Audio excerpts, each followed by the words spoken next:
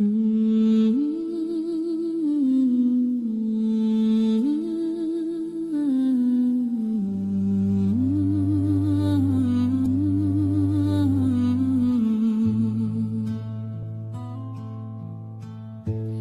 ghosts whisper through the trees,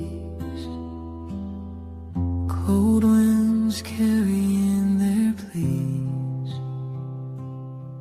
Lives ended, stories untold, a heart of stone. Okay, so as you know, we're up to episode 7 in our 10-part series on Martin Bryant and the Port Arthur Massacre. Now, whilst I've been researching episode 7, which is about the siege at Seascape, it's occurred to me that there is an abundance, a mammoth, a huge amount of information in this case that is overwhelming, and it's taken me a few days to get through it. So I wasn't actually completely prepared or happy with my preparation for the presentation of episode 7. So I thought it's probably a good time now to do a bit of a recap anyway, given that there is so much information out there and we're at episode 7. So let's do a recap, shall we? That's where we're at right now. Enjoy. They said it was him, they swore it was clear, blonde hair like smoke, the devil near.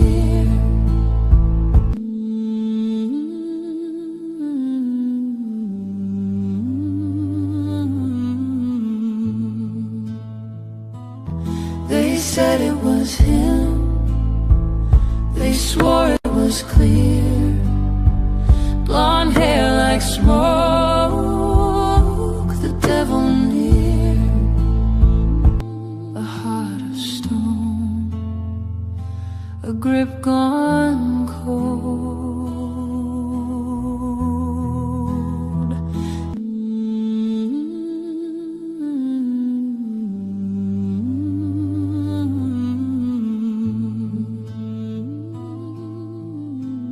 Long ghosts whisper through the trees, cold winds carrying their pleas. Lives ended, stories untold. They said it was him, they swore it was clear, blonde hair like smoke, the devil near. They said it was him, they swore it was clear, blonde hair like smoke, the devil near.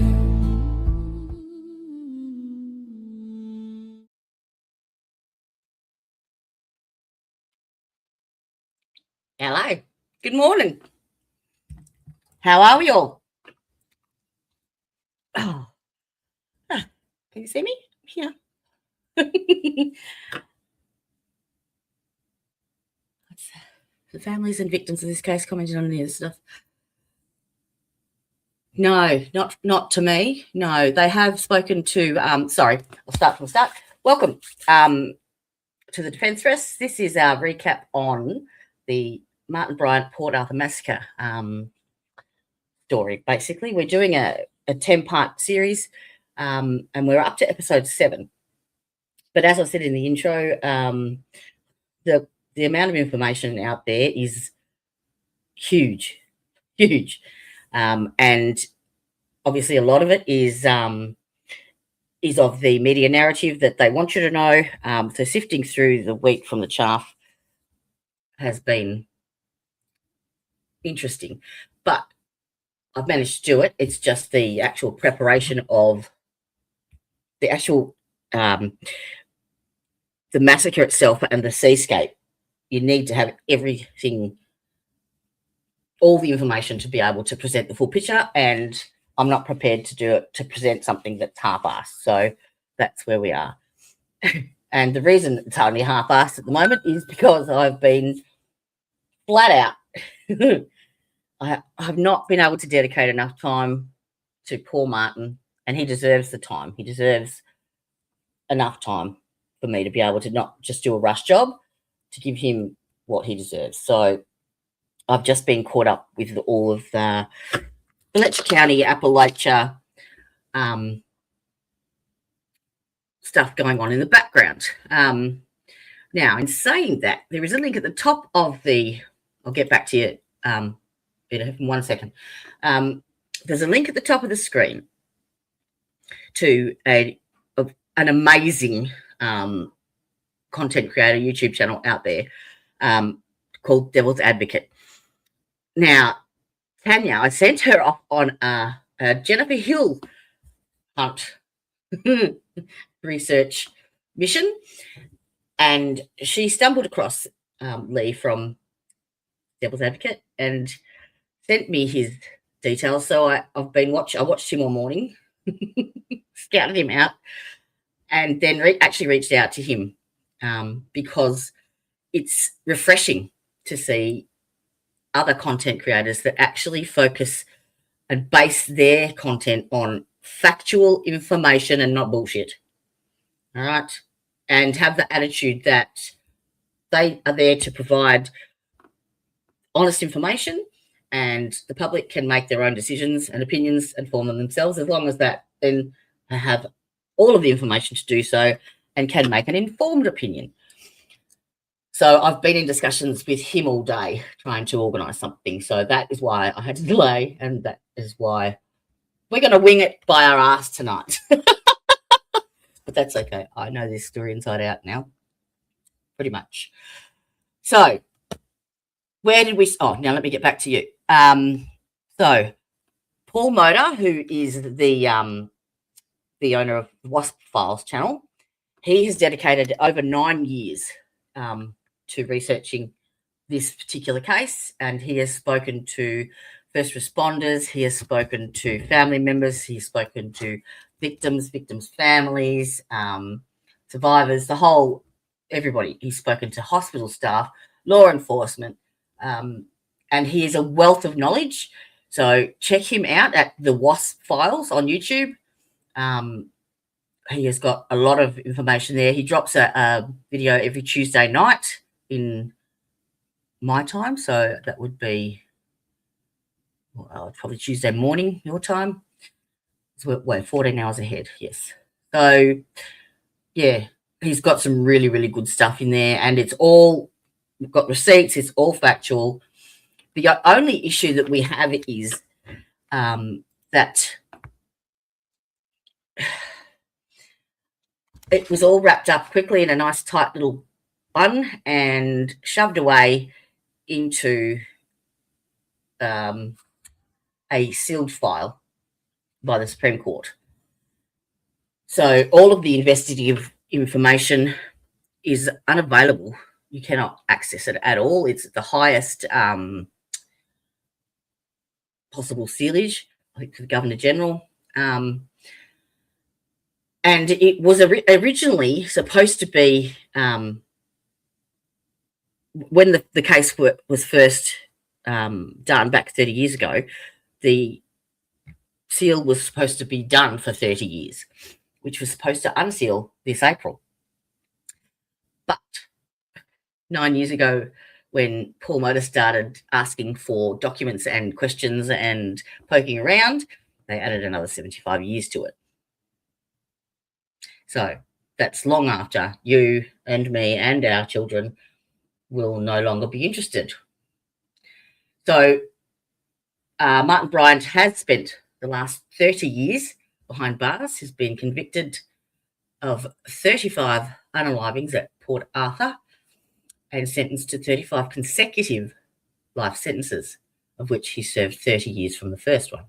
So there is no coming out for Martin. Now, I don't have any problem at all with doing the crime, doing the time. The only problem I have is that accusation that crime has been proven beyond a reasonable doubt, and that all of your rights have been met in the process. And unfortunately, that is definitely not what happened in this case.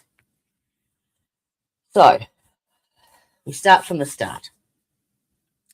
So Martin was born in Tasmania, basically, lived his life there with his mother, Carleen, his father, Morris, and his sister, Lindy, who was younger. He was a rambunctious child, to say the least. I think there was maybe some possible undiagnosed ADHD there, but that his parents did take him to at least 4 psychiatrists for evaluations. They included in Joblin, William Lucas, Ian Sale, and eventually back when he was given, when he was arrested, they listed Professor Mullen. Now, the initial diagnoses that they were throwing around was a severe personality disorder, or Asperger's, basically. But the main one that they all agreed on, and the issue at hand, is that he had an IQ of 66, which basically meant that he had the mental capacity of a 10, 11-year-old child. So that in itself is not only, it's deemed in Australia an intellectual disability. He was on the disability pension, and he was deemed by a guardianship board that he was unfit to manage his own finances. So that all being said, an IQ of 66, an 11-year-old child is not legally capable of making a plea, be it guilty or innocent. There should have been, according to the Disability Act in Australia, he should have been appointed a guardian, and he should have had his defence attorney representing him and being present at every single interview, interrogation, you name it. That didn't happen. In fact, the defence attorney wasn't even present for his police interview, and we've got the video evidence to prove it. So, but we'll get to that. So he was brought up very difficult to no competency hearing, nothing. Nope. No. So yeah, his mother had a difficult time controlling him as a child, and there were a few things that, we all do wrong, but there was the media, as they do, sensationalize a lot of things. There was one time where he was on the front porch, and because he would run off, like to the train station and stuff, she would find him on the next door neighbours at the top of their chook shed. And this is at a young age. So she basically had him set up on the front porch with all of his toys and stuff. But he was tethered there, and she was watching him, but he was tethered, and it caused a bit of a community, uproar. But you do what you do as a parent. You don't know any different. She didn't have any supports. She didn't have anyone to lean on. No one knew how to help her, and I think she was very lonely and very confused and really stressed, which is understandable. So, and I'm not making excuses for her, but that's just, as a parent, you deal with what you've got. So, yes, that's right. She did have him. It was a rope of some sort, I think, but it was fairly long, but long enough he could get around, but not down the stairs. So then, throughout his adolescence, he was very much bullied at school. There was a few nasty nicknames and stuff they gave him. He didn't know how to behave appropriately socially. So he would do things like, if there was a group of children talking, he would run up and jump on their back just to join in, type of thing. Just really socially inept, didn't have the skills, didn't have the maturity, didn't understand, and he didn't know the consequences of that behaviour either. It was very difficult for him to comprehend.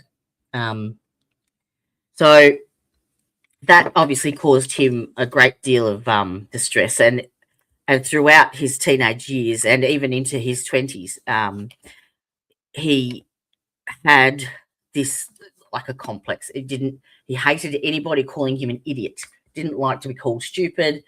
He just had a real complex about it, which is absolutely fair enough.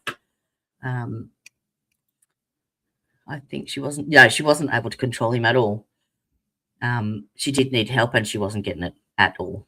And that, yes, probably, maybe not so much then, maybe a support person, maybe someone who was trained in mental health and stuff, who could, come out and take her off his hands for a few hours a day, or just something.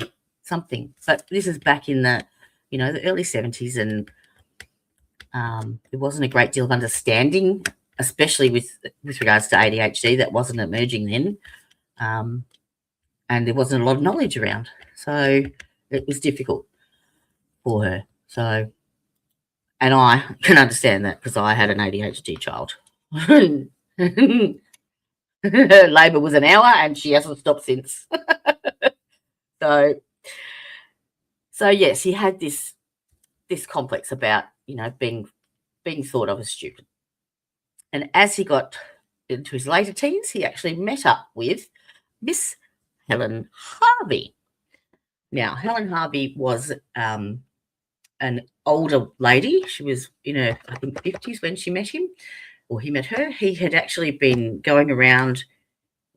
All right, start again. He had been told by his psychiatrist that he would never be able to hold down a job, because he would annoy people so much that they would not hang around him, basically, was the report. So he was going around the neighbourhood looking for odd jobs. So he was looking for gardening jobs and mowing jobs. And he happened to knock on Helen Harvey's door, and she hired him, and they actually became quite good friends. Now, Helen Harvey was the sole heir to the Tattersalls industry. I believe he did his crime, but I couldn't understand believing he didn't have fair. I couldn't. What? He could have at least tried to go for. Absolutely. No, he wasn't legally insane, but he was not of an intellectual age to be able to. No, that's fine. I'm just trying to make sense of the first bit. So, you couldn't understand or believe that he didn't have a fair representation, or I'm not sure. No, I don't think he did either, but that's, yeah. I don't think he's got the mental capacity to be able to even plan it, let alone, yeah, anyway. So, yes, they didn't try anything. And I was talking to the researcher that did a lot of research for Paul Motor, and her argument was that, well, we don't know. We don't know if they did any preparations for a trial. And I said, well, yes, we do. There is no subpoenas for experts. There is no, who has he enlisted as his witnesses? Who's he enlisted as his? There was nothing, absolutely nothing. So his rights, as far as legally goes, like on the legal aspect. So you have the right to a fair trial. You have a right to have an adequate defence. Adequate service of counsel, and you have all the rights that go along with the Australian laws.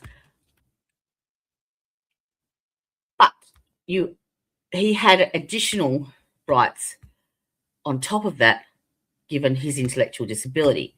So he actually comes under the Australian Disability Act as far as their human rights and legal rights go. So with the Australian Disability Act, they are tasked with having a full-time, what did I call her before? Guardian, or I think it was called, who is not only there to be present during any interviews or interrogations or whatever, anything legal, basically. So even his any pre-hearings, the lot. But they also have to allow time. In the Act, it says they need to allow time for the guardian to explain in detail with the client all of the aspects, and enough time until he understands completely exactly what's being said and exactly what's being accused, what's being sentenced, the lot. And none of that happened. In fact, when he turned up to his sentencing hearing, he had absolutely no idea. When the judge read out the charges, he had no idea that that's what they were actually charging him with, the 35 murders. So it is extremely sad, because at the end of the day, this man was convicted and has spent 30 years in jail, thinking that,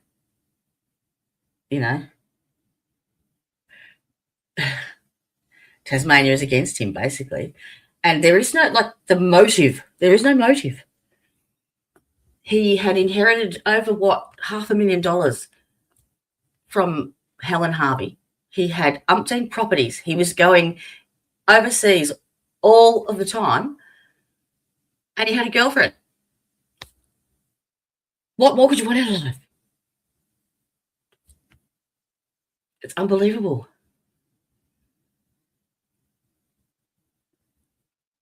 He had lots of records of hearing voices before the shooting. Where did you see that?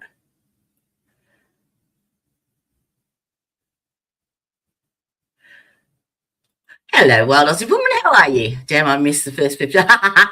That's okay. We'll have a pause and wait for you to catch up. Sometimes it's just how these cases go. You think, oh, that was terrible. Ethan Crumbley. I don't believe that his parents should have copped that at all. But also pled guilty, and he was never facing the possibility. So he never had a trial. And he also never had an intellectual disability, correct. But there was also a lot of evidence supporting the act as well. Yeah? It wasn't just hearsay. Does that make sense? In this case, there is nothing, absolutely nothing, physically, evidence-wise, to tie him to this case at all. Nothing. He is amazing, yes. Yes. He's a wealth of knowledge. Very hard man to get hold of, but a wealth of knowledge. So I've actually found the best way to get hold of him is to jump into his live stream chat or leave a message on a video. Anyway, so yeah, I'm sure didn't they have the gun? He had the gun with him. They had the video CCTV footage in the school. They had his diary. They had all sorts of stuff with Ethan.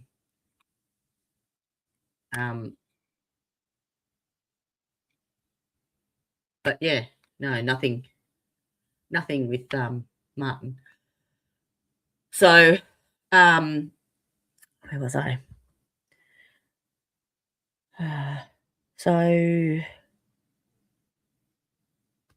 Yes, so he met up with Helen Harvey, and they actually lived together, not as a romantic couple, but as friends. And she and he got she was a bit of a recluse, a bit of an eccentric, had a shit ton of money, and they came so close that she willed all of her fortunes to him. She didn't have any children, she wasn't married, and she was obviously the last remaining heir.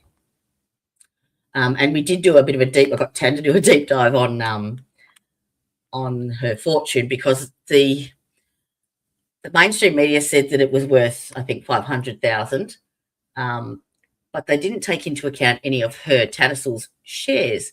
And the Tattersalls shares back then, before they became Tats, were actually income shares, which were generating $400,000 a year. So the actual value of her estate could have been up to the amounts of like 28 million, apparently. So, hi, Timmy, how are you? Yes, you are. I saw that. I have reached out to Lisa and offered my services, but no, I haven't had no response. So,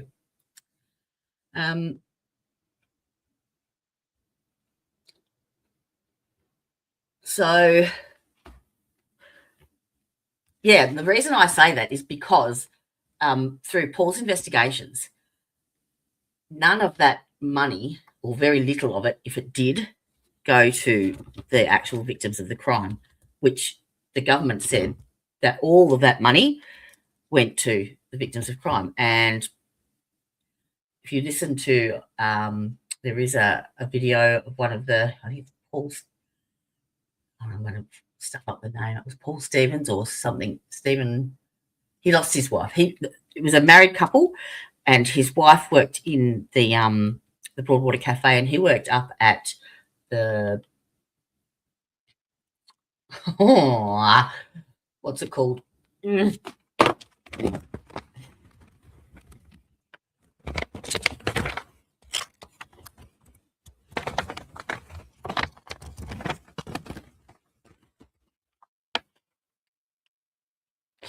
Oh, my brain's gone blank. What's the name of it? Up at where the Mikak children were killed, and Mrs. Mikak, up at the fucking where the cars were. Oh my God, what's that word?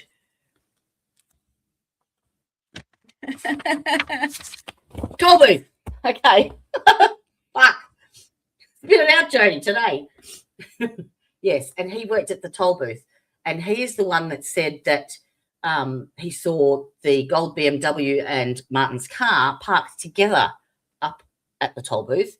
The BMW was at the front, and the Martin's car was at the back, and there was 4 people in that car, and the shooter was the driver. And the shooter got out, and so did the other occupants of the car, one by one eventually, and they were all killed. And he said that was not Martin Bryant. Not only that, but all the first responder who was the first one, she was actually an employee of Port Arthur, and she ran a lot of the tours. And that particular time, she'd come in between tours for her lunch, and she walked past the shooter. And a lot of the people at the cafe actually knew Martin Bryant, because him and Helen Harvey used to go down there for afternoon teas and stuff. So they knew him. They knew who he was. And so she was there once the shooting started, and she too said it wasn't Martin. In fact, there was a victim who was actually shot in the neck, and I actually want to do a deep dive on him.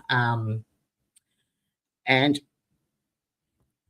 he was laying on the floor, bleeding out, pretending to be dead so that the shooter wouldn't shoot him again, stepped over him, and even he said it wasn't Martin Bryant. In fact, the 200 people, the 200 witnesses in Broadwater Cafe that day, 2 of them identified Martin Bryant as the shooter.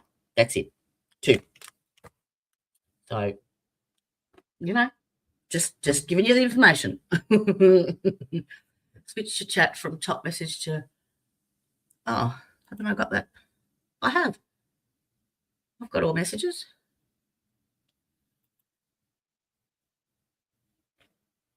Why, am I missing something? Oh, hello. Yes. Yes, indeed. It is actually starting to gain a little bit more traction. Not a lot, but a little bit. A few other content creators are picking it up. But they'll all be telling the same story, because what you look out for out there and what you find is unbelievable. My giggle. One of the stupid new features of YouTube, they filter out some messages based on undisclosed criteria. You mean in the chat? You mean from live chat to the top chat? Because I have to do that every time I set up a stream. I have done for a long time. Yeah, two out of 200. That's it.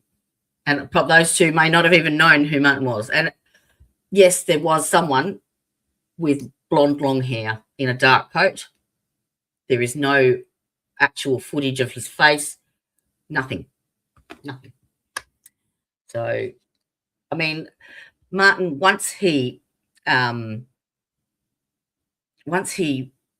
inherited all that money, and you can imagine someone with the intelligence of an 11-year-old, they're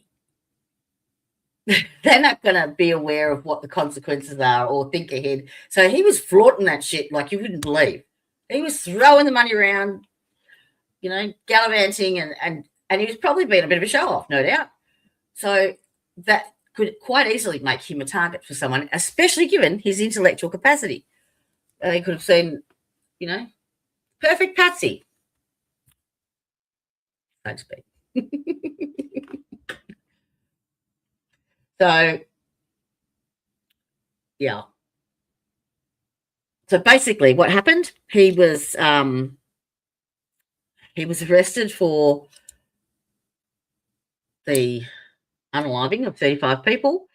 They didn't search for anybody else. They didn't interrogate anybody else. They didn't question anybody else. They actually charged him whilst he was in hospital because he'd sustained third-degree burns to his back. That's another thing that's a bit of a question. If you're in an overnight siege with police and you want to burn the building down, do you douse yourself on the back with propellant? Not only that, do you destroy the weapons? Both of the chambers of the two weapons that were found, one was found on a roof on one of the cottages and the other one was found out the back, and both of them had like a combustible device inserted into their the chamber and exploded, so that there was no discernible possibility of matching ballistics or anything. Not only that, whilst he was in the siege, he was on the phone to the hostage negotiator, and they've got the recordings of it. I've got it somewhere, but in the background you can hear gunfire, you can hear gunshots. Yeah, well, that's true. But what if someone had said to him, okay, I've got a job for you, Martin. I want you to stay here and look after these people, okay? And we're going to play a little game. You're going to pretend that you're holding them hostage, okay? And you have to talk to this man, and you have to call yourself, what do you call himself? Simon or something. He's an 11-year-old. Yeah, mate, I'll come and join you. I believe he was at that cottage all fucking day. All day. But that's just me. All right. Let's have a listen to this this really, really good content creator that I found. And her little recap. Yeah, shall we? I'm sure she's very wise. Let's watch me watching me. Today. Martin Bryant. Back to the Port Arthur Massacre. which occurred in April 1996. And Martin Bryant was, or has been, convicted of the 35 unalivings at the massacre. It's still today Australia's biggest mass murder. And can you hear that okay? In researching this particular case, it's extremely evident that there were corners cut and hey Christine, information relayed had been somewhat adapted. Let's put it that way. So tonight I was watching, I started to watch a presentation that another content creator had done, and that no shaming here or anything like that. It's purely just an example to show how the media, the mainstream media information continues to be perpetually portrayed in their narrative. Because if you look at the surface of it and you just do a quick bit of research on it, you don't actually see the discrepancies and the differences and the narrative, basically. So what I've done is I'm going to use this video to watch, and we're going to watch it together, and wherever it comes up in the content where there is discrepancies or where there is something that I can show you that is untrue, we'll be stopping it there, and we'll be showing you exactly why, how, when, where, and hopefully that way you can see for yourself. I have attached the link to the particular video in the description box with the timestamps of you're very all helpful, of the madam. Thank you. discrepancies, so to speak, if you want to follow along. But we'll be going with them one by one. Now, for those of you who haven't heard of Martin Bryant, he was 28 at the time, and this occurred back in April of 1996, as I said. And there is two videos. As I said, this is a bit of an insert into the 10-part series that we're actually presenting. So there are 2 episodes of that out at the moment, and they just give you a bit of a background on Martin's upbringing and his life experiences pretty much up until age, I think we went to 21, just looking so far. And then we're going to, the next episode, we're going to delve into his personal relationships. He had a girlfriend called Petra Wilmot, and he also struck up a very good friendship with Helen Harvey. Helen Harvey was the heir to the Tattersalls fortune, and basically when she died, she left all of her fortune to Martin, which was extensive, and that's another thing that the media has not particularly been keen to share. They've documented her net worth his inheritance at about $625,000.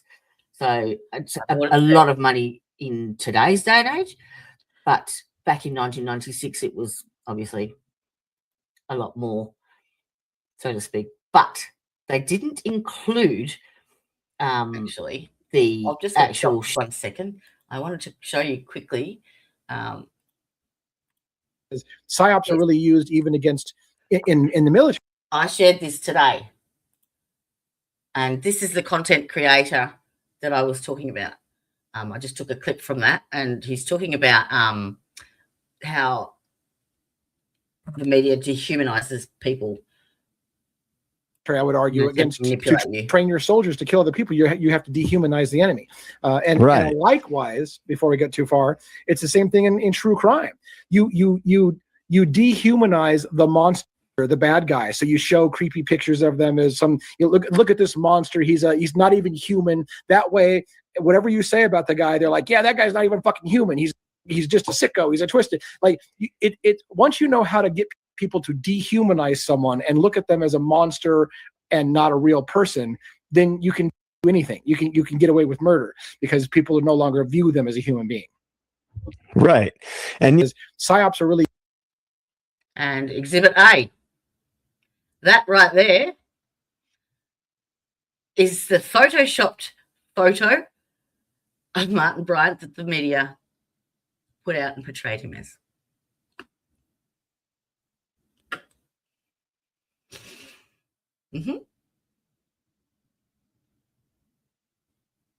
I don't get onto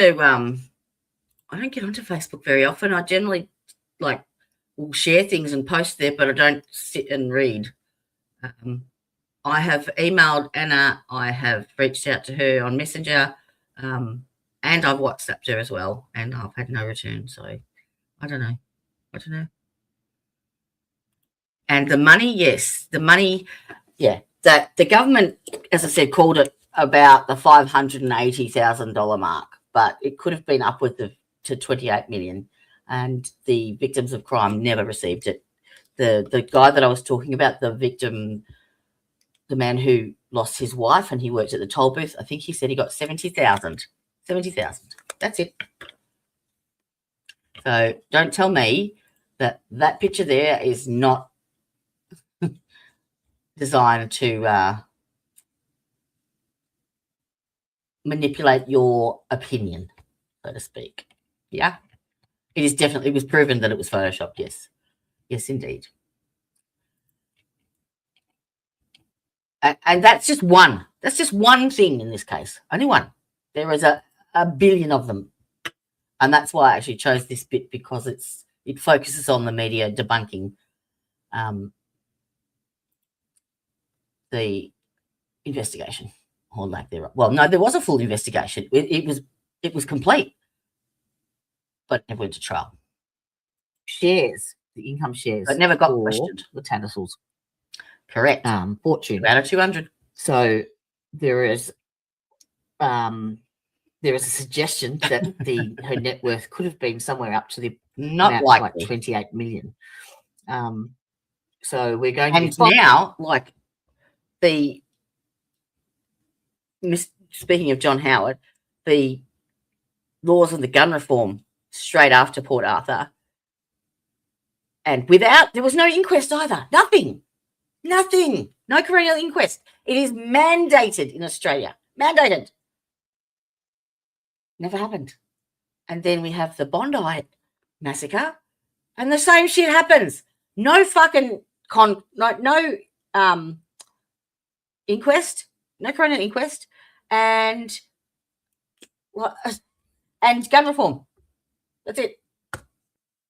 Different fucking prime minister, but same outcome. Following the money on that one, and when Martin was arrested and charged, he basically has an IQ of 66. So his mental capacity is that of a 10-year-old, basically. And he was deemed unfit to manage his own finances. So the state trustees had a guardianship hearing, and they took over the management of his finances. And from that point on, so the government have deemed that he's eligible for a disability pension. He's unable to manage his own finances. That's how intellectually disabled he is. But he's able to plead guilty without any consultation with anyone. None. Coerced by and admitted by his own defense attorney, and the defense attorney convinced his mother to say to him that they would not be seeing him again, him and his sister, her and his sister, if he didn't plead guilty. And the mother has has spoken to that. She's actually written a book about it. So you can't tell me that his rights were upheld. Your defense attorney making you cause, like, when you say that to someone who doesn't know the case, you say, oh, his defense attorney made him put a plea of guilty after 5 months, and they say, well, if the evidence was there and it's in the best interest of, if the evidence was there and it was in the best interest of your client, yes, no worries, completely, but not in this case. Mm-mm-mm-mm. You have to admit the gun reforms were very effective. 2 mass shootings in 18 years versus 1 mass shooting per day in the year. Yeah, I suppose. But guns have never been a big thing. Maybe that's because of the reforms, but they are not a usual thing over here. They're not like every second person in Texas has a firearm on them all the time. Do you know what I mean? Like that doesn't happen in Australia at all. There is no concealed carry. It's only pretty much law enforcement and game hunters, and it's a small minority over here that have actual guns, especially semi-automatics. Actually, I've got a good video to show you about that. I'm in the middle of making a short out of it, but I'll show it to you anyway. You can have a sneak peek. The money disappears. So it certainly wasn't given to the victims of crime. The victims of crime. What was an echo? They did not receive any compensation from that amount of money. Yes, that's right. They received very little, actually. Still. And we'll discuss that when we watch some interviews with some of the victims and the survivors. Actually, there is another thing that I found out too. Whilst he was in that 5.5 months, that right up to the lead up before he actually changed his plea, he spent 37 days in solitary confinement. 37. Complete solitude. Bad pause, sorry. Of survivors. And might I add, who categorically denied that Martin was the shooter, basically. So a victim laying on the floor who has been shot, pretending to play dead whilst the shooter steps over them, comes forward and says, what has he got to gain? What have they got to gain out of that? There is an echo.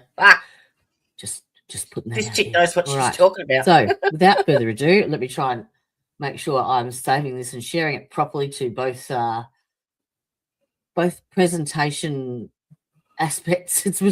It's really bizarre how they've set up this new when format. they were doing the twice. But so we'll give it a go when nonetheless. YouTube introduced the simultaneous portrait and landscape style, and I was doing both of them, and you had to actually run 2 streams at the same time. It was ridiculous. So yeah, I did away with the portrait one, and I'll select it for other shit, but I couldn't do the 2 at the time. Okay, add to stage.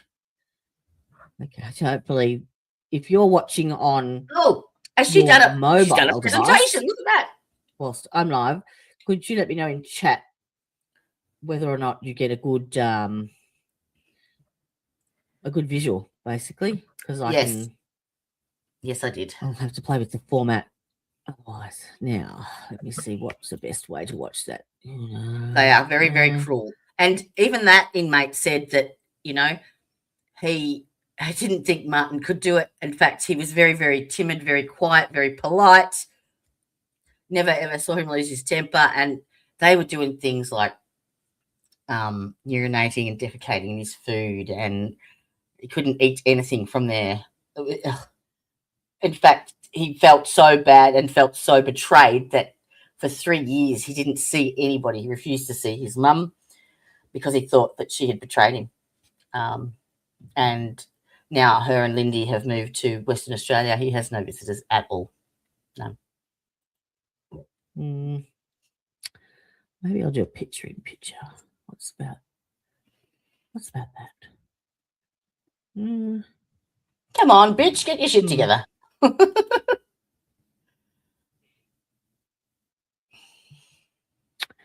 What if? What if? Oh, they are horrible, yes. See if I can adapt this one to fit. I might go and find it whilst this bitch gets her shit together. That. Come on. Maybe. Hang on, maybe let's L her. L. Oh, L. Change the L. Go. Oh, come on. Seriously? L. Oh. Lord. 28th, 1996, in the city of Hobart, on the island of Tasmania, Let me know if you can all hear at that. the end of the world. Oh, I Looking don't out like from Hobart's majestic port, this at the southern creator. end of the island, there is nothing but frigid waters and the icy wasteland of Antarctica beyond. And although Tasmania's dimensions are distorted on a globe to look larger than it really is, you can fly over the entire island in about 30 minutes. If that. In 1996, Tasmania had a population of just 460,000 people. Its capital city, Hobart, only 126,000. A small settlement, forged from the harsh prison That was the colonies of closest British city Empire. to Port Arthur. The Hobart. place very much feels like a lonely last bastion of humanity. It's the at the end of creator. all things. At 6 a.m., 28-year-old Martin Bryant woke to the sound of his alarm clock. Stirring next to him was his girlfriend, 20-year-old Petra Wilmot. The night before, they had eaten dinner at the home of Bryant's mother, just down the street from them in the Hobart suburb of Newtown, before drinking and dancing until midnight at a now defunct sticky-floored hole called the Cadillac Club. Martin and Petra had not been dating long, but enjoyed each other's company. Nothing serious. Just frequenting trendy bars, clubs, and making short jaunts into the countryside where Petra had grown up. Mostly, however, they just spent time casually hanging out, blissfully doing nothing in particular. 2 weeks earlier, in mid-April, in the middle of one of their rambling hangouts, Petra had accompanied her new boyfriend on a quick errand to the Meyer department store in central Hobart. Martin Bryant Now, I wanted don't to buy a believe this sports story bag 1 second, and was but very particular about the size, even bringing a tape measure with him. Bryant said it was for his touch. one of her in Petra's statement, she actually said that one of their first dates, Martin had taken her out, and he'd sat there and he'd gotten the Age newspaper and put it out in front of him, and she said he was pretending to read it because he was illiterate. So she said, I knew he was pretending to read it, but he was just trying to look like he was a little bit more intelligent than he was. But that was how much it meant to him that people didn't think that he was stupid. So she knew that he couldn't read or write. Equipment. But this was a lie. The large blue tennis bag he eventually selected was going to contain guns. Lots of guns. Some serious hardware. So that there is and a veritable boatload. pretty much the only connection. The only connection they have between Martin and the massacre because of this bag. And that's because the girlfriend identified it. Ammunition.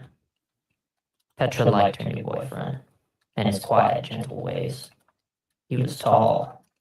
He had a square jaw and a somewhat statuesque bone structure. He had long blonde hair, raggedly worn in the grunge style popular in the mid-1990s. A few days earlier, Petra and her boyfriend had spent Anzac Day together in the countryside, taking gleeful and carefree happy snaps of each other on camera. They very much seemed like a young couple enjoying a spell of puppy love. But the morning of April 28th was different. As they ate breakfast, Martin Bryant told Petra he needed to be alone that morning. He had a few things to take care of. But, he said, maybe they could hang out later that day. These words were hollow. He had no intention of doing so. Petra departed Bryant's house shortly after 8 o'clock. At precisely 9:47 a.m., Martin Bryant set his security alarm and stepped out into the chilly autumn air, because, of course, late April in the southern hemisphere signaled a slow descent into a rather gloomy Tasmanian winter, very different from the rest of Australia.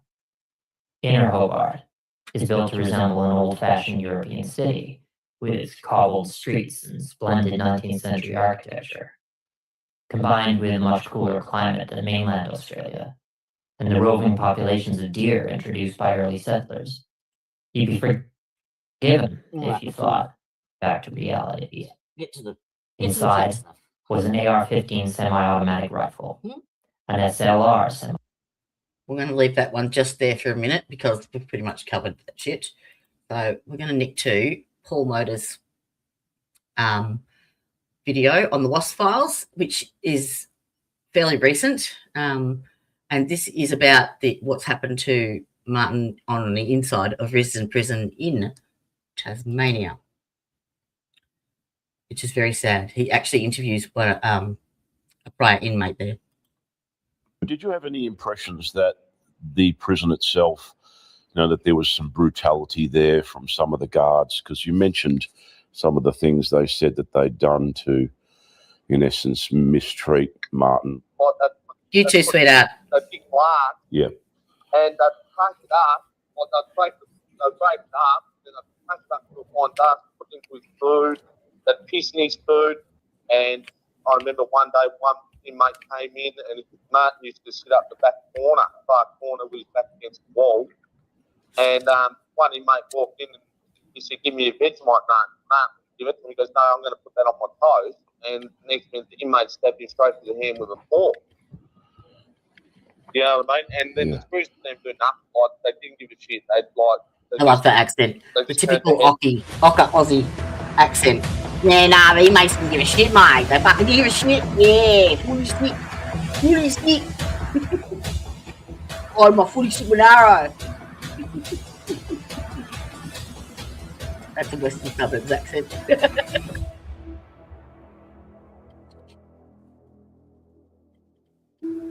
Welcome to the Wasp Files. Hello, Paul. Some of this material may be distressing and viewer discretion is advised.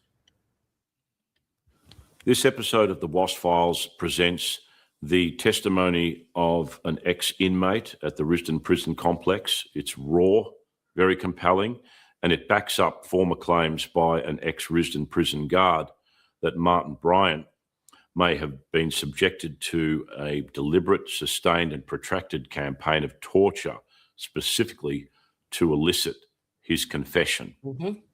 I want to thank this person very much for coming forward, because once again, they provide crucial, vital evidence which suggests that the mainstream story of the Port Arthur massacre is not the full story. Why else would they?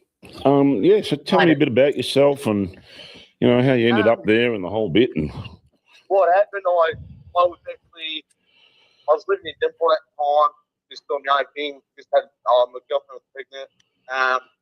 I got locked up on an FBO case, FBO. Family violence I did because back then, you only had to take your truck or whatever, and get locked up on FBO. Yeah.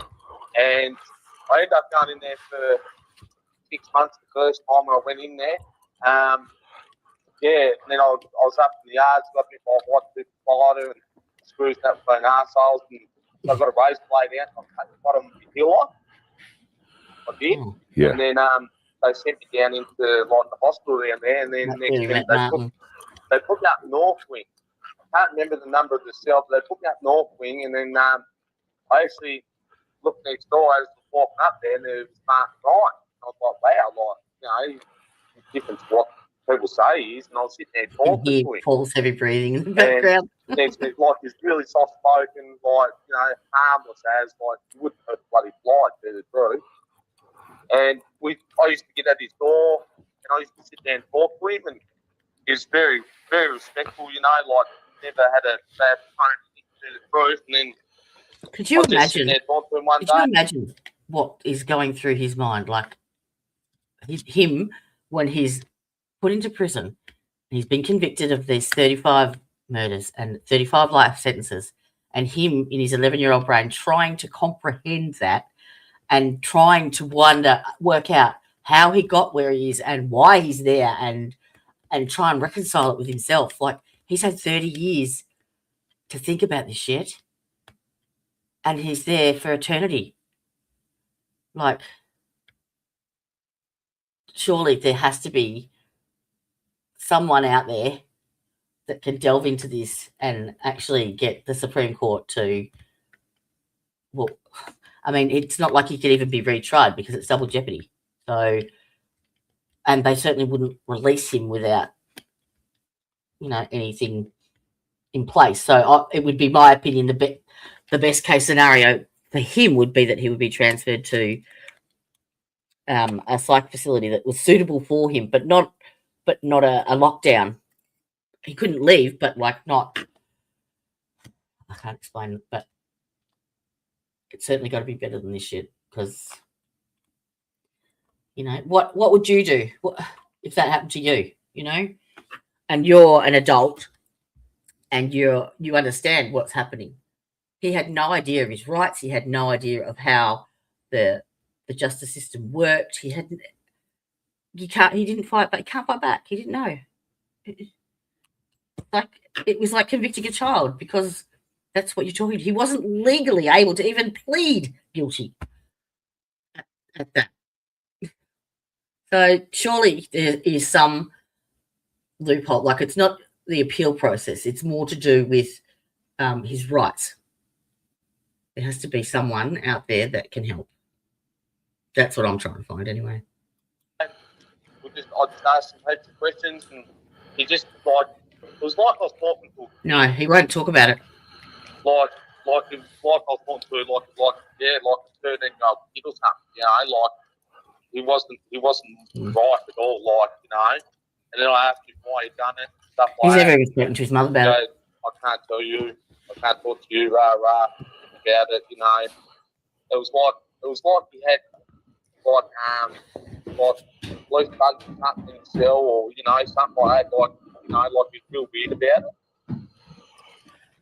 I've spoken to a couple of other inmates that suggested you can imagine how much anxiety and betrayal, and he's probably got PTSD, like all those emotions that would come back about, you know, his conviction and his betrayal with his mother every time he spoke about it. So I wouldn't talk about it either. He's watched quite a lot, and what he says to other inmates is monitored. Yeah. Like he can't. Like it's like he can't talk about it, because if he talks about it, it's like makes it real. There's someone watching him 24/7, or you know, he's going to get bumped off, or you know, something like that. Like he's actually scared. Like he's like really, like when I was in there, it was like he was petrified. Living with fear. Living with fear for 30 like years. Some of the inmates, like, you know, when I was in there, like I thought it was pretty shit, because I had to go with a couple of inmates in there, because you go into the hospital library and it's like a little cell, and every time you go in there, like it was like he was in there to hide, but they'd go in there and they'd smack him up with books and stuff like that. And I said to him one day, hey, like, fucking leave him alone, like, you know, it's like he's a kid in the man's body, you know. And then I said to him one day, I said, Martin, I literally said it to him, I said, Martin, I said, right next door to me in the West Wing, and I said to him, I said, why did you do it? Like, what's the go? Like, why did you do it like that? And he goes, no comment. And, you know, like, he was real, like, timid, like, he couldn't tell me, like, anything. Yeah, he didn't want to talk about anything. It was like his brainwashed, like, literally brainwashed. And then he had a bloke, I'm pretty sure the bloke's name was Big Tony. He was real big fat fella. He used to be on steroids in there years ago. I don't know if he's still alive at the moment. I'll be back in a minute. Used to pay him packets of licorice, all sorts, to protect him. Yeah. I mean, I know that the actual Mercy Ward or Willie Lopez Centre, you know, they're in essence there to sort of, you know, treat people that have conditions and so on. Did you have any impressions that the prison itself, you know, that there was some brutality there from some of the guards? Because you mentioned some of the things they said that they'd done to, in essence, mistreat Martin, like urinating in his food and so on. What's your... I was there one day, like, down in the hospital, this is when he was in there, when I was down the bottom there with him. Like, they put a big glass, like, literally big glass, like the, what's the name, what's the big long one? Yeah. And they'd crank it up, like, they'd break it up, then they'd crank it up to a fine dust, put it into his food, they'd piss in his food. I remember sitting in the what's the name, like the kitchen down in the hospital, because you had your own little kitchen there, like you'd get about 40 blokes there, you know what I mean? And I remember one day one inmate came in, and Martin used to sit up the back corner, They just walked in there, back right corner. You used to sit right up the far corner with his back against the wall. And one inmate walked in and he said, "Give me your Vegemite." No, give it to him. He goes, "No, I'm going to put that on my toes." And next minute, the inmate stabbed him straight to the hand with a fork. You know what I mean? And then the screws didn't do nothing. Like, they didn't give a shit. They just turned their head, walked off. You know what I mean? Yeah, like it was pretty shit guy. Like I said, Mark, I said, like, I walked up.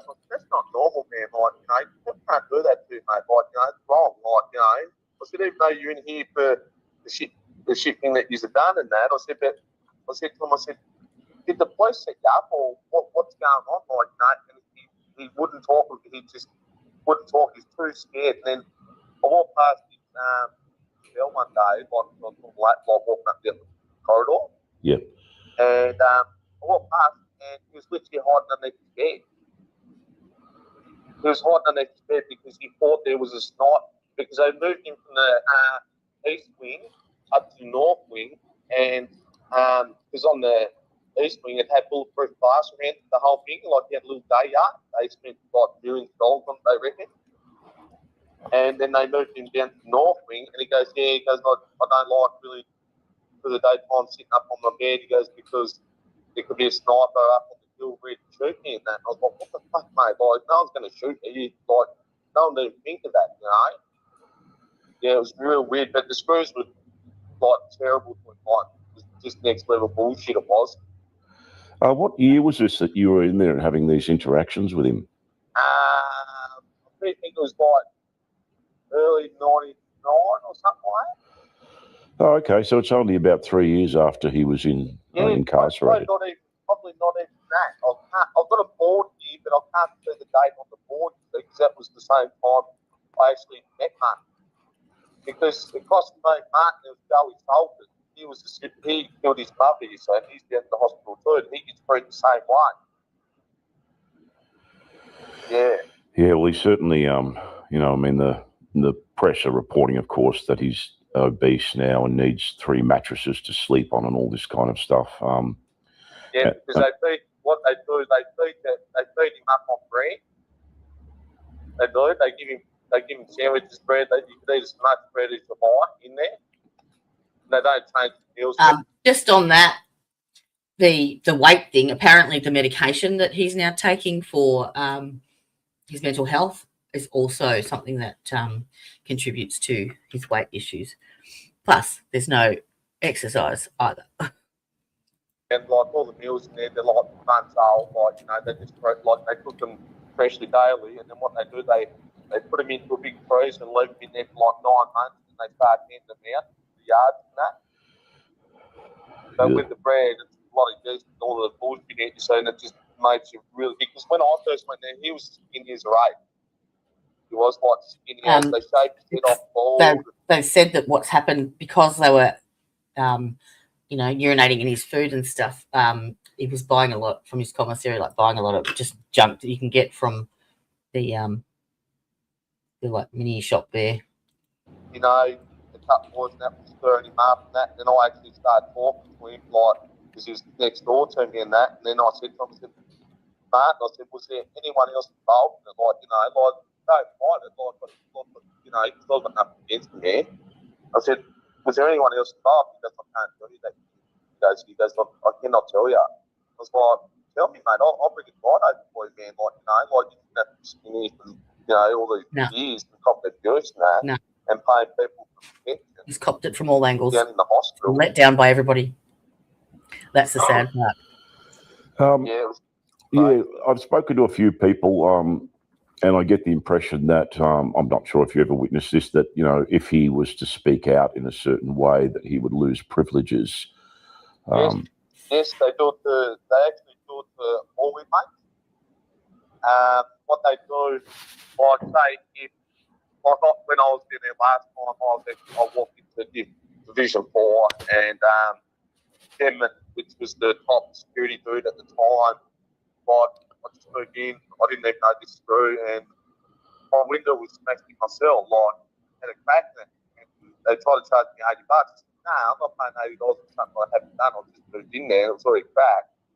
And what happens, like, what they'll do, they'll take the phone away from you, lose the canteen, no visits, just stuff like that. Like, they'll just push you, like, to empty you at break point till you really actually go off.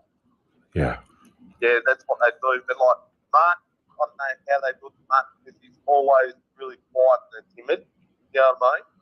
Yeah. It was like his main one, because when I was there, when I was in there, like, I was in there for, I think it was 9 months with him, and I asked him a few questions because no one really talked to him. He's pretty quiet. People don't stand over his screws and after him, like.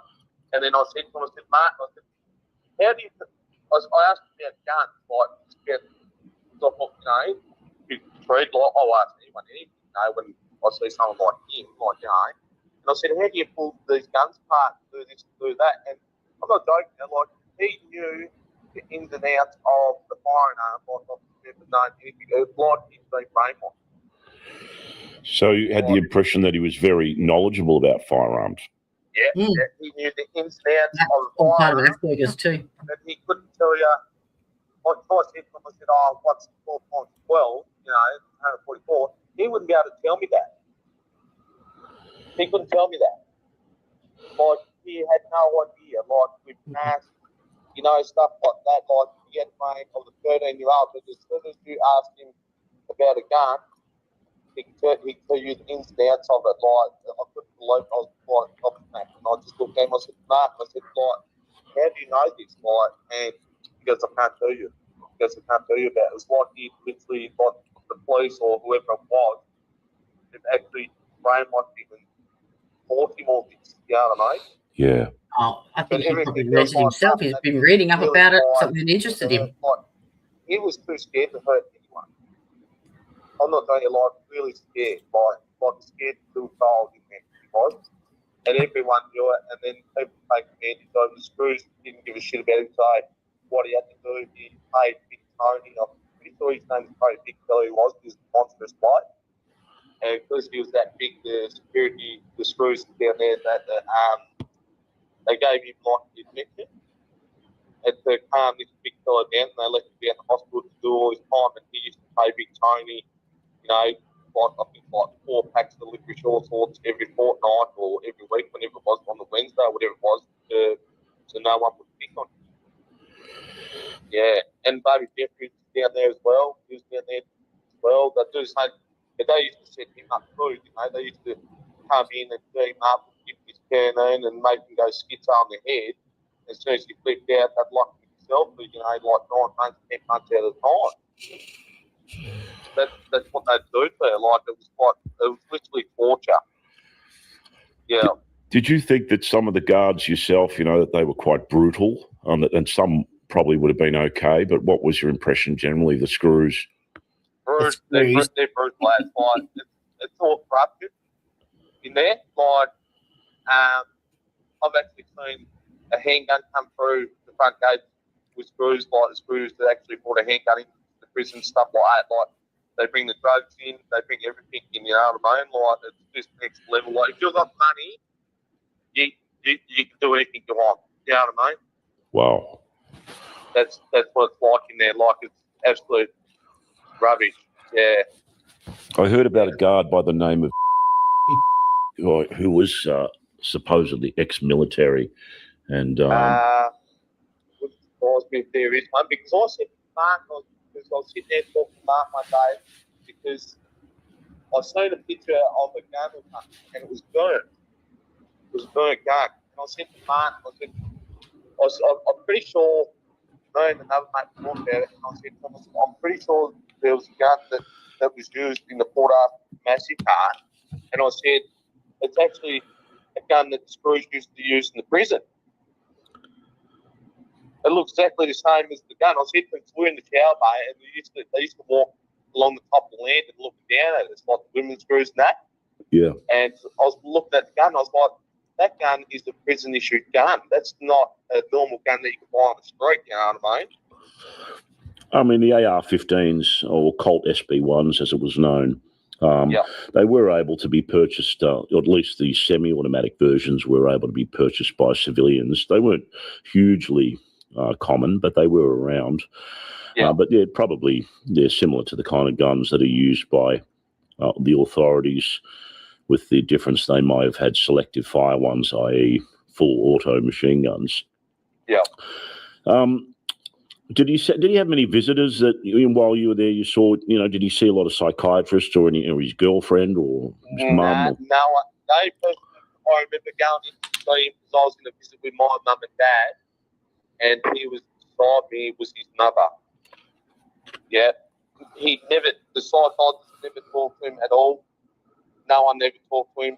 I think there was only like two people who used to talk to him, like that was one was me and another bloke, Dave Stewart. He was there. He used to talk to him, and that was it. Like, and then Dave was better. He wouldn't talk to me anymore because Mark wouldn't talk back. Yeah. But I started talking to him like on a daily basis. And I was like, and then when lunch came around, stuff like that, they'd lock us all down for an hour, but they'd let Mark out to go have a shower because he was too scared to actually even go to the showers. That's terrible. Because his mates are out. They're out walking around. So it's like like when you go down to the prisoner hospital, there's a section like as I walk down the north wing, come down to the middle of it, there's a little booth box in the middle there where you walk around like a nut house it is. Yeah. And then on the side of that, there's a shower, made 2 showers there. And the spirits used to get him out, walking down, give him a shower, and you wouldn't hear from him for about 45 minutes, and he'd come back. Like, you know what I mean? He's never, they'd always force him or do something to him, you know what I mean? He was never free to just talk or do anything, you know what I mean? Or talk to anyone, you know? Yeah, I mean, I think the control thing, I mean, I tried to see him in prison. I wrote a letter with a self-addressed envelope for him to approve me as a visitor. Yeah. And he didn't get to see it. It was seized by the prison as a risk to prison security. Mm-hmm. Yeah. So, I mean, obviously I would like to talk to him. I don't know if I'd get much out of him now. The only person that'll get to speak to him is a legal representative. That's it. No one else. I reckon you probably would, like, if you were doing a thing on him to, try and help him and find out the truth about stuff, he'd probably talk to it. But it's not him doing it. It's actually them and stuff like the hierarchies up there, that's doing it. Yeah. Because I've actually tried to send letters out to my family members while I've been in prison, and they send it back to me. They won't give it to my family at all. Yeah. Isn't that, I mean, I would have thought that would be a basic human right that you're able to contact your family. Yeah, no, they took all they came through. What happened, I was going to lend her out to my family. My son, it was actually to my son. My son was 5 years old at the time. Telling him I loved him. I can't wait to get out and see him, stuff like that. They sent it back to me. So I actually had to carry on. So they put me to level 1. So I was getting off like toothpaste, shampoo, nothing like that. So I carried on. I was in court. There was me, and we actually carried on. We actually smashed up the unit, and the TRG came down and they shot us with bean bags, bombs, bombs with their ball bearings. They come out, tased us, gassed us, bashed us. They basically took us out mercy. Yeah, all over a letter because I couldn't give my son a letter. Yeah, like that's what happened. Yeah, but this is everyday thing like in there. But then what they do, they lock us down for months at a time. Like if you watch, I guarantee on St. Pat's Day next year, right? I guarantee the prison is locked down. You're lekker. Because the screws are out on the piers, all hungover and don't want to come to work, so they lock us all down. That's what they do. Like it's just bullshit. Like absolute rubbish. Yeah, it's all crap. Like that poor bugger, like she hadn't done nothing. Everyone knows that she done nothing wrong, but she still had to do all that time. You know what I mean? Yeah, I mean, I know the prison was under coronial inquest because of the lockdown periods and the mistreatment of inmates and the lack of resources provided to them. They actually had a coronial inquest into the way the prison was run, and there were calls for it to be shut down and the whole bit. So it sounds like a pretty rotten place. Division 3 in, I think it was 98, 99. I walked into Division 3 and I was just kicking back doing my own thing. I came mates with a few boys in there, you know, like just chatting, you know. And then one bloke came up to me, he goes, "Can I get a 50 gram of white ox off the loo, take Tim Tams and that?" I was like, yeah, it's always, mate. So I gave it to him. This is actually, I actually seen this with my own eyes. Another bloke was there, Daryl Smith. There was, I can name 30 blokes that were in that yard that day. This bloke, his name was Johnny Stanton. His name was. He went back to his cell. He got off the phone. The screws cut his phone off. They've just been arsehole. They cut his phone off. So he only had like 2 weeks to go and he was out. And he literally went up to his cell. He hung himself in his cell with the cord off the back of his TV. Oh, Lord. All us boys yelled out the officers, like the screws, get up here, like we heard a thud, so we knew what was going on, so we were locked in, see? Yeah. So then they came up, and instead of undoing the door of the prison door, they stood there with the keys in their hands, laughing about it, like laughing their heads off, joking about it.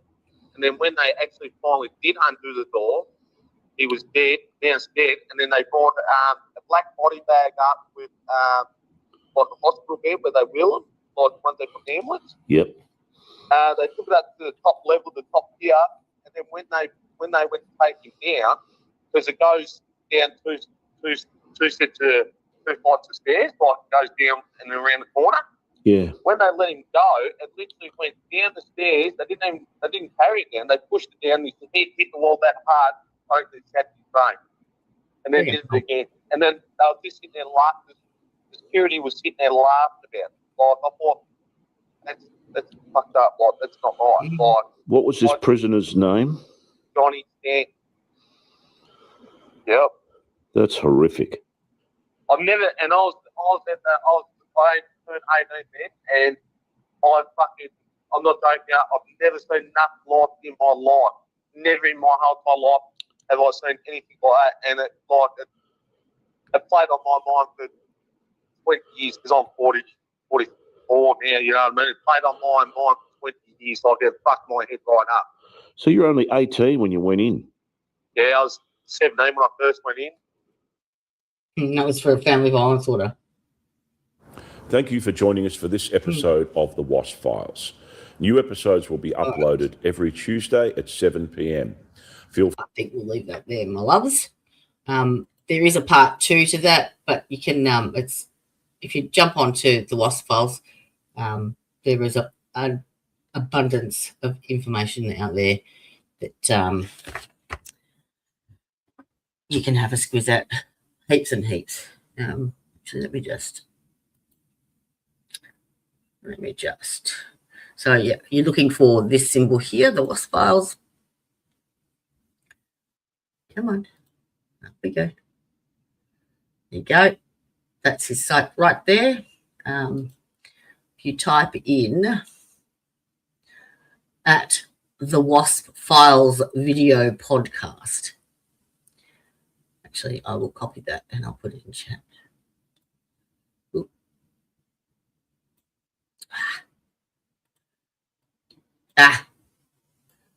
Come on, fingers work. Fucking hell. I can't select that bit on its own. My hands aren't working properly. Go the back way. Let's go. Nope.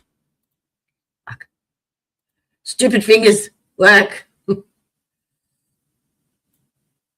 There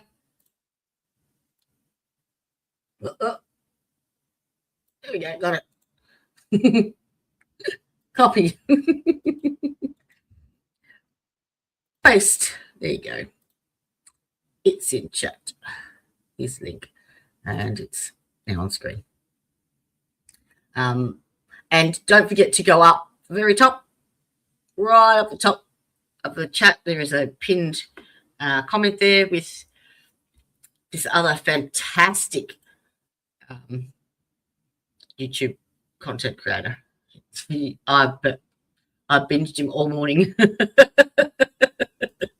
It was really refreshing actually to see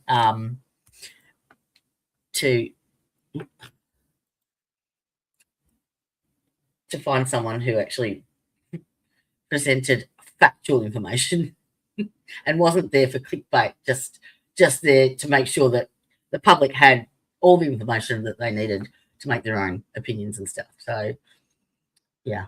And he's covering mainly the Idaho 4, but he's also covering the Nikki Stein's Judge Mullen's case. And, yeah, stay tuned on that one because I've got some things in the works. I'm not just sitting here twiddling my thumbs, trust me. Although I'd like to be sometimes. It's actually the Australia long weekend here, so Sunday. So we've got tomorrow is a public holiday for Australia Day. So of course there's protests and all sorts going on. Just celebrate being Australian. Aussie, eh? Alrighty.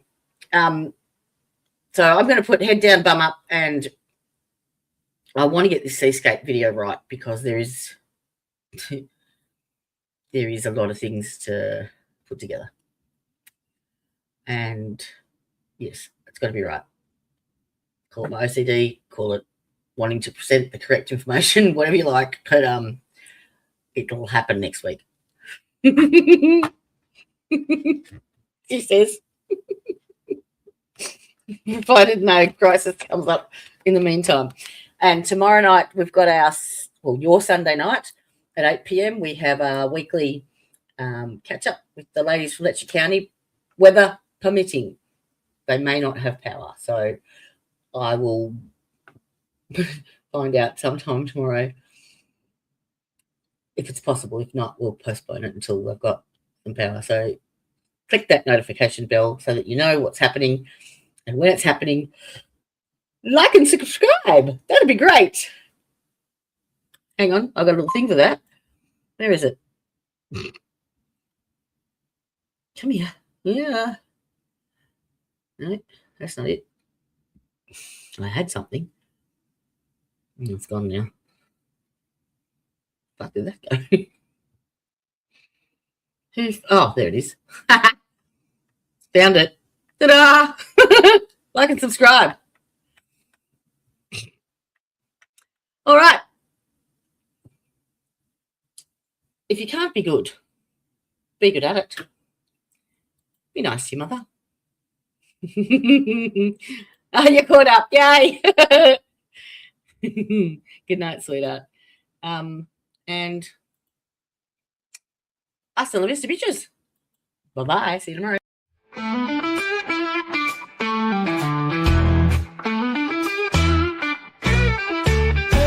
Thanks for stopping in. We hope you will join us again. We all look forward to next time. We get to talk about true crime. Clues. Justice served in an honest fight. True crime tales till the verdict's right. Solving more than just trivial quests, with sentences rule and the defense rests. Our true crime family is great. All types of topics we debate. Smash that like and ring that bell. Hit subscribe, you might as well.